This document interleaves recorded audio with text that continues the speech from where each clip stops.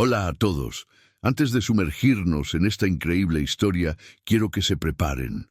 Lo que están a punto de escuchar es un recordatorio poderoso de que el amor y la conexión más puros no entienden de lujos ni de barreras sociales, sino de la necesidad más básica del corazón humano. Esta es la historia de un niño millonario que lo tenía todo, excepto lo único que realmente importaba. Si te conmueven este tipo de relatos que llegan al alma, no olvides suscribirte a nuestro canal Suspiros y Cicatrices.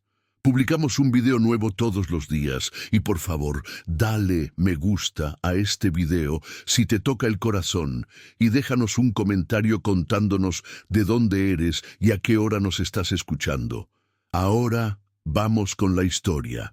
En la fastuosa residencia más suntuosa de la metrópoli, aquella donde los corredores resonaban eternamente con el murmullo de calzado costoso y charlas frívolas, se estaba celebrando el onomástico del pequeño heredero Tadeo, un chico de escasos 3 años cuya vida había transcurrido envuelta en opulencia, pero también en una soledad que nadie parecía percibir, salvo una persona.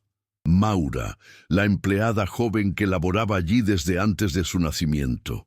Ella había sido quien lo acunó en sus primeras noches de fiebre, quien apaciguó sus llantos cuando su padre, el potentado siempre atareado, viajaba sin descanso, y quien le enseñó sus primeras palabras cuando ninguna niñera aguantaba más de 7 días. Pero un día, por razones que nadie de la parentela quiso divulgar, Maura fue despedida sin previo aviso. Desde ese instante, Tadeo se transformó. Lloraba con más frecuencia, dormía menos, rechazaba la comida con normalidad y apenas emitía palabras.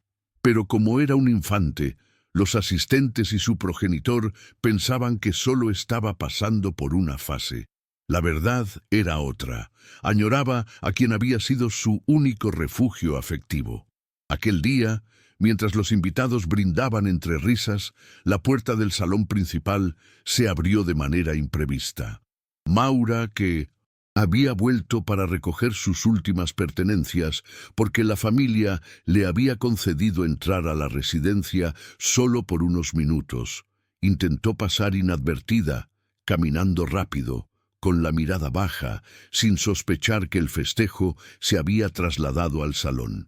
Pero el destino tenía otros designios. Tadeo, vestido con un pequeño traje oscuro que armonizaba con sus bucles revueltos, la divisó. Sus ojos, antes mustios, se abrieron por completo, como si por fin hubiera hallado algo que llevaba meses buscando. Y entonces sucedió. El niño comenzó a temblar, su labio inferior vibró, y antes de que alguien pudiera reaccionar, Tadeo rompió a llorar con una vehemencia que hizo que la melodía se detuviera de golpe. Sus bracitos diminutos se extendieron hacia ella mientras gritaba su nombre entre sollozos, y todos los presentes se quedaron inmóviles, en especial su padre, quien jamás había visto a su hijo llorar de esa forma, ni siquiera cuando se lastimaba jugando. Maura se quedó petrificada con los ojos humedecidos, sin saber si acercarse sería una falta de respeto o un acto ineludible. El silencio tenso se quebró cuando Tadeo tropezó tratando de correr hacia ella, cayendo al suelo justo antes de alcanzarla. Ese ruido, el del golpe suave y el llanto aún más desgarrador, hizo reaccionar a Maura, quien se arrojó hacia él de rodillas, obviando completamente la mirada de los asistentes. Lo tomó entre sus brazos, lo levantó con cuidado y lo abrazó fuerte, como quien recupera algo que creía perdido para siempre. El padre observaba sin moverse, con la mano cubriendo su boca, tratando de entender por qué su hijo, aquel pequeño que nunca manifestaba sentimientos tan intensos, reaccionaba de esa manera ante una simple empleada. Pero no era una simple empleada. Muchas gracias por escuchar hasta aquí. Si disfrutas de este tipo de contenido que te llega al alma, no olvides suscribirte a nuestro canal Suspiros y Cicatrices y dejar tu like en el video. Nos ayudas muchísimo a seguir compartiendo estas historias. Tadeo hundió su rostro en el cuello de Maura mientras sollozaba, y los invitados, que minutos antes reían y brindaban, ahora susurraban entre ellos con asombro, desconcierto y una creciente sensación de incomodidad.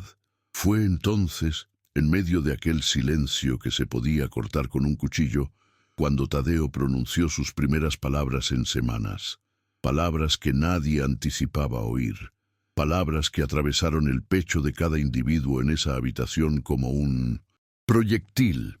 «No me dejes otra vez». La expresión del infante cayó como un estruendo en el salón, paralizando a todos los asistentes, incluyendo al millonario, que sintió cómo algo en su interior se hacía añicos. Tadeo repetía las palabras como un eco desesperado mientras se aferraba al cuello de Maura con la fuerza de un niño que teme perder su universo entero. Maura, con lágrimas corriendo por sus mejillas, temblaba sin saber qué hacer. Su corazón se desgarraba al rememorar las noches en que Tadeo lloraba hasta dormirse pegado a ella, los cuentos inventados para que riera, las canciones improvisadas para calmar sus miedos. Pero también recordaba el instante en que la despidieron sin explicación, dejándola sin derecho a despedirse de él, sin poder explicarle nada, sabiendo que el niño pensaría que lo había abandonado.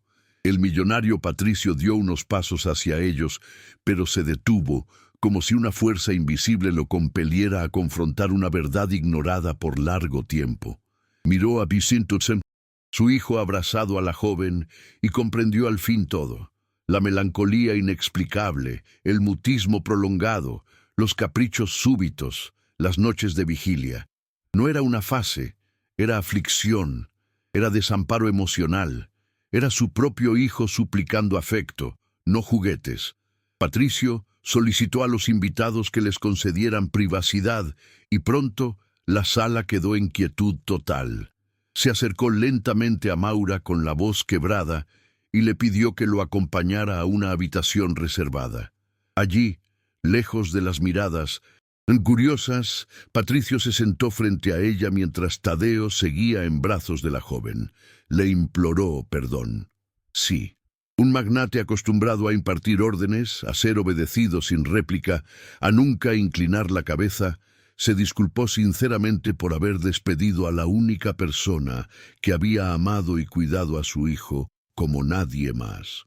Le explicó que había recibido un informe inexacto de una supervisora que la envidiaba, acusándola de mala conducta, y que él, presionado, tomó la decisión sin indagar. Maura lloró en silencio al conocer la verdad, pero no por ella, lloró por Tadeo. Fueron sus lágrimas las que, al caer sobre la camisa del niño, lo hicieron expresar su segunda frase del día, aún más potente que la primera. «Ella es mi mamá».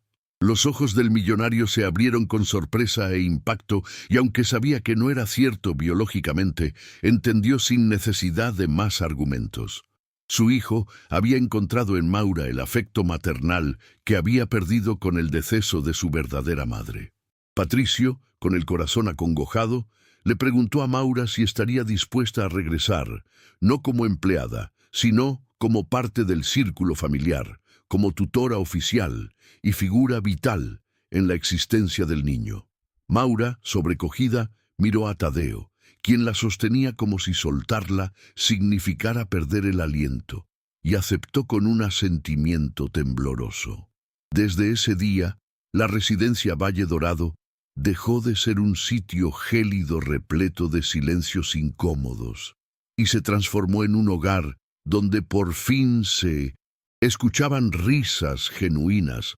El millonario, al contemplar esa unión tan pura y honesta, juró jamás permitir que nadie volviera a separar lo que la vida había unido de forma tan inesperada.